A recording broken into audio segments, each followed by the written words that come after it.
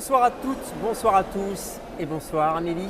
Bonsoir. Comment ça va? Ça va, ça va. Amélie Derlon, Cordina. Chaque fois je regarde ma petite fiche parce que j'ai pas envie de me planter. Vous allez bien? Ça va bien. C'est la première ça fois va. à la Foire du Livre de Bruxelles ou pas? Non, je viens visiteuse quand même depuis quelques années. Ouais. Il y a du monde quand même, hein? Ouais. La dernière fois qu'on s'était vu, c'était à Scarbeck, c'était il n'y a pas si longtemps pour votre film All the Time. J'avais adoré ce film, on va repasser d'ailleurs la bande-annonce. Aujourd'hui, vous êtes là pour un livre, puisqu'on est à la Foire du Livre, ça s'appelle Petit roman, voilà. Modeste titre, je trouve. On va essayer d'expliquer pourquoi le choix de ce titre. C'est chez Pauline Arsène, moi je l'ai dévoré. Vraiment, je l'ai lu d'une traite en fait. Je crois que je ne suis pas le seul. Avant ça, on va commencer par 3 petites questions, genre questionnaire de Proust. Vous répondez un peu du tac au tac, ça va? Vous êtes prête? Vous êtes sûre? Oui. Oui. Allez. Si vous étiez, Amélie, un mot de la langue française, vous seriez quoi? N'importe quel mot, mais un mot. Ben, le premier qui me vient là, ce serait... Ah, c'est trop dur. C'est dur, hein? Ouais. Je dirais, ce serait 2 mots. Ce serait mélancolie crue. Mélancolie crue, ah ouais. Ah oui, j'aime bien. J'aime bien. D'ailleurs, ça me fait penser que je devrais demander ça aux gens. 2 mots. Associer 2 mots. Parce que ça valise donne plutôt bien. que... Un mot valise, ouais. Mélancolie crue. Vous êtes mélancolique? Moins. De moins en moins. De moins en moins. Mais ça fait partie de ma construction, ouais. D'accord. Si vous étiez un livre, un roman, ouais, un grand roman qui vous a donné envie d'écrire, qui vous a donné envie peut-être de faire du cinéma aussi, en tout cas de devenir autrice. Je serais Perturbation de Thomas Bernhardt. Ouais. Thomas Bernhardt, on me le cite de temps en temps, ouais, c'est fort. Ouais. Perturbation, pourquoi? Parce que c'est un roman qui traverse tout un paysage, qui rencontre tout un tas de personnages. Et dans la deuxième moitié du roman, ça devient un monologue, un monologue sans arrêt, sans ponctuation presque. Et je trouve que c'est une écriture fascinante et qui correspond en plus à ce début d'envie de littérature aussi dans mon parcours. Ça donne envie en tout cas. Et attention, dernière question, si vous étiez une héroïne de roman? Pas mal la question, mais c'est dur, David. Je serais... Ouais, c'est hyper dur.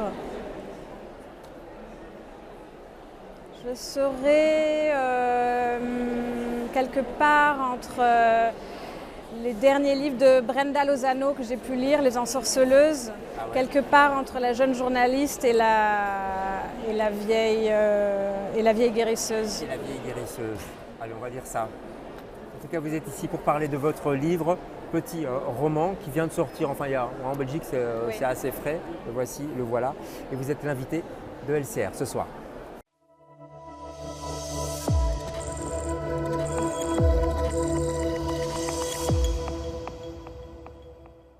Regarde en bas. Non. Si, si. Non, surtout pas. Si. Non. Regarde là. Non, pas du tout. Si, si, regarde. En fait, là, allez, hop, hop.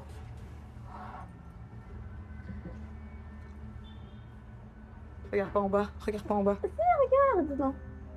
Tout droit. Non. Regarde notre reflet.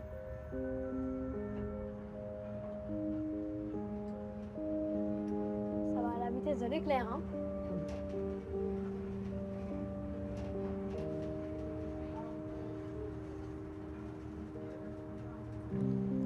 Just try to blow on the white dust, and it will snow under the sea. Wish me to glide like destiny. Blast through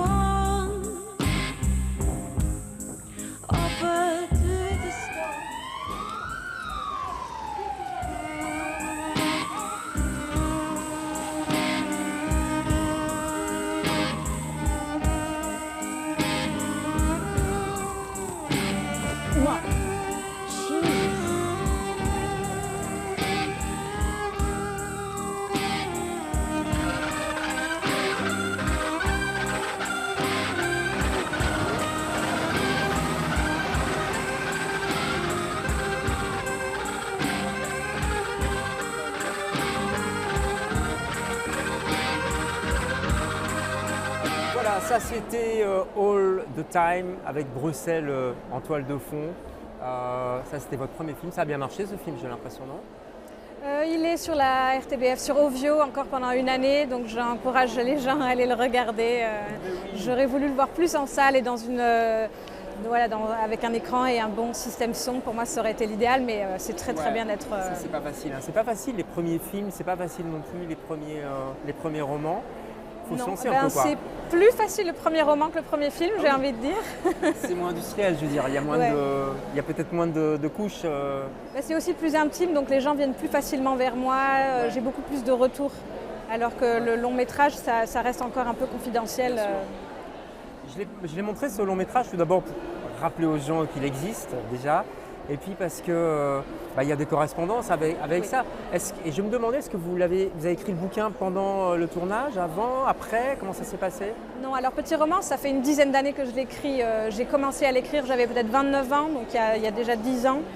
Et ça a vraiment été un texte au long cours. C'est aussi ce qui explique sa densité, même s'il est très court.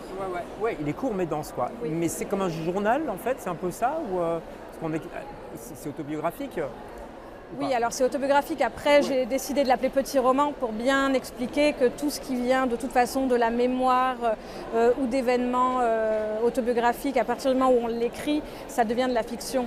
C'est-à-dire, ça me fait vraiment penser à cette phrase de Borges qui dit « tout ce qui est écrit ici est vrai, du moins c'est fidèle à ma mémoire, ce qui revient à dire que c'est faux ». Et pour moi, c'est quand même important de dire voilà, les événements en effet sont réels, concrets, mais ça passe par un prisme fictionnel. De l'écriture fictionnelle. Mais c'était important ce prisme, cette mise à distance quand même, pour pas trop. Oui, bien sûr. Sinon, ça devient pudique, ça devient un peu. Mais c'est pas que c'est pas du. Ça m'intéressait pas d'écrire une autobiographie. Et ce qui m'intéressait, c'était de revenir sur des événements très spécifiques qui m'avaient l'air d'être en fait plus grands que moi, en fait, tout simplement, qui m'avaient l'air d'être de l'ordre du conte moral, presque du conte philosophique, quoi. Et ça, vous le sentiez pas à l'écriture justement, au vécu, au moment où vous le viviez, par exemple? Je l'ai senti, oui, quasiment tout de suite après que les choses, donc les événements sur moi me sont arrivés. Je me disais, il y a quelque chose qui est pas cohérent, il y a quelque chose qui me dépasse. Et donc quelque part, pour moi, je ne parle pas de moi dans ce roman. Je m'utilise un peu comme un personnage, parce qu'il y a énormément d'autres événements de ma vie qui me sont arrivés à ce moment-là que je n'ai pas du tout raconté et qui ne m'intéressent pas. C'est un texte brut, vous l'avez dit, retravaillé, ou alors faussement retravaillé. Enfin, vous voyez ce que je veux dire? Vous avez raturé beaucoup ou pas? Non, en fait, j'ai écrit sous forme de morceaux, de fragments, pendant une dizaine d'années, disons. Et en fait, je sentais un texte, je le maturais énormément. Et une fois que, des mois, quasiment des années après, parfois, je me mettais à écrire. C'était d'une telle nécessité, enfin, c'est étrange de le ressentir comme ça, tellement fort. Et donc, ça sortait quasiment de manière correcte. Ça ne veut pas dire que je n'ai pas corrigé, relu le rythme, la syntaxe, etc., même les temps. Mais c'était assez... C'est presque organique, en fait. Oui, complètement. Ouais. Ça parle de maternité, on va dire, c'est pas le sujet principal, mais c'est quand même ça, c'est le déclenchement, on va dire, non? Oui, pour moi, ça parle, c'est beaucoup de cet être mère, être femme. Être mère jeune aussi, puisque être mère jeune, la narratrice a 19 ans ou un petit 20 ans, quoi, 22, oui, c'est ça. Elle arrive à Bruxelles, pour expliquer un tout petit peu quand même, elle arrive à Bruxelles, elle prend un logement, et c'est les galères, quoi. Elle tombe sur un escroc, on peut dire ça comme ça. Et puis c'est l'automne, l'hiver arrive, elle doit trouver un logement. Enfin, vous expliquez tout ça, c'est une espèce de descente aux enfers un peu. Oui, c'est aussi montrer à quel point la précarité arrive très très très très vite. Et donc c'est vraiment, on peut dire, oui, le journal d'une mère célibataire qui va se prendre la précarité et de plein fouet, quoi. Ouais. Qu'est-ce que vous avez éludé? Enfin, on ne va pas le savoir justement parce que vous l'avez éludé, mais vous voyez ce que je veux dire? Vous avez gardé un petit peu une espèce de trame quand même pour suivre un peu le sillon de la vie de la narratrice? Qu'est-ce que j'ai éludé?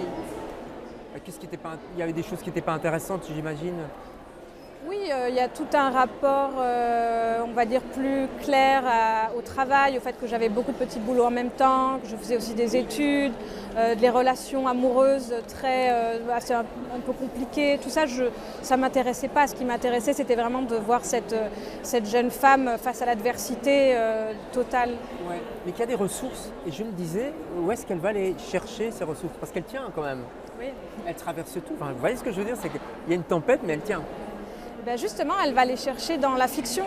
Elle va les chercher dans la fiction, dans la fiction de soi presque, dans le rêve, dans le conte, dans l'hallucination. Il y a un côté mystique, elle se prend pour une vierge, etc. Quoi. Il y a tout ce côté-là. Alors, elle a quand même un peu de recul sur ça, c'est-à-dire qu'elle vient d'une famille catholique, mais elle voit, alors qu'elle est totalement athée et totalement éloignée de ce catholicisme de tradition, par contre, elle se rend compte que ça lui a amené des formes d'histoire, d'exemples, d'excès, de beauté. Et donc avec Saint François, c'est des figures comme ça qui vont l'aider dans leur manière de se confronter au monde et à la vie. Ça la porte et moi je pensais, parce que vous parlez de peinture aussi, notamment la mort de Sardanapale de Lacroix. C'est important ce tableau pour vous d'ailleurs? Oui, très, très. Pourquoi? J'ai fait des études d'art, donc j'ai quand même toujours été fascinée par la peinture. Je crois que c'est un des médiums qui me plaît le plus, même si j'en fais pas.